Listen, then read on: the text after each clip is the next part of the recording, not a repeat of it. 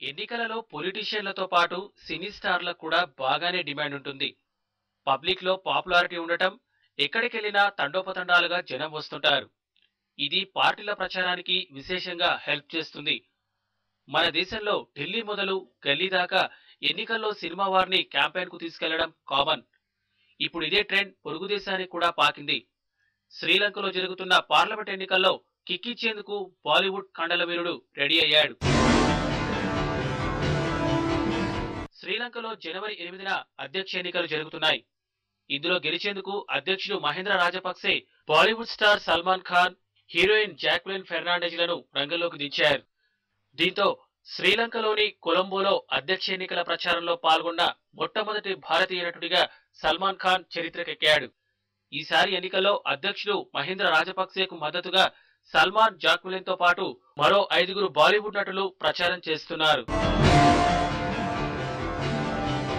రాజపక్స కుమారుడు ఎంపీ నమల్ ప్రచారం కోసం సల్మాన్ ను ఆహ్వానించినట్టు సమాచారం. లంకలో కూడా సల్లుభాయ్కు మంచి క్రేజ్ ఉంది.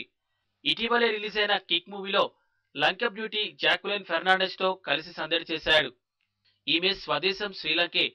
అక్కడ మిస్ శ్రీలంకగా గతంలో హల్చల్ చేసింది. జాక్వెలిన్ రాజపక్స తనయుడు నమల్ కు మంచి స్నేహితురాలు. దీంతో సల్లుభాయ్ ప్రచారానికి వచ్చేందుకు ఓకే చెప్పాడు. అధికార సంకీర్ణంలో చీలికలతో సతమతమవుతున్న నేపథ్యంలో షెడ్యూల్ కంటే 2 ఏళ్ల ముందే ఎన్నికలు నిర్వహించాలని రాజపక్స నిర్ణయించారు. సెప్టెంబర్లో జరిగిన స్థానిక ఎన్నికల్లో రాజపక్సే పార్టీకి ప్రజాదరణ 21% పైగా తగ్గిపోవడంతో ఆయన ముందస్తు ఎన్నికలకు వెళ్లారు. ప్రత్యర్థి మైత్రిపాల సిరిసేనను ధీటుగా ఎదుర్కోవడం, ప్రజల్లో తగిన ప్రజాదరణను తిరిగి సంపాదించుకునే భాగంలో రాజపక్స బాలీవుడ్ హీరోలను రంగంలోకి దింపినట్లు సమాచారం. అటు సల్మాన్ ఖాన్ తో పాటు బీజేపీ సోషల్ మీడియా గురు అరవింద్ గుప్తా కూడా ఎన్నికల ప్రచారంలో కీలక పాత్ర పోషిస్తున్నారు. నరేంద్ర మోడీ గెలుపొందేందుకు సోషల్ మీడియా ముఖ్య భూమిక పోషించింది. ఇదే ఫార్ములాని రాజపక్సే కూడా ఫాలో అవ్వాలని డిసైడ్ అయ్యారు. సల్మాన్ ప్రచారం, గుప్తా గారడి ఎంత మేర వర్కౌట్ అవుతాయో చూడాలి.